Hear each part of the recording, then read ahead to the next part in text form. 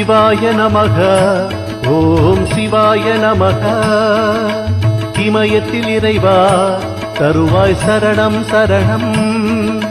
உலகினில் நீயே தருவாய் அபயம் அபயம்.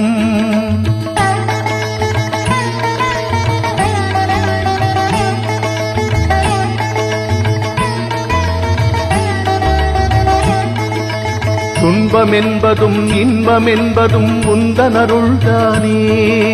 திருவருள் தருவாய் ஈசமகேசா உன்னருள் நாடி வந்தோம்.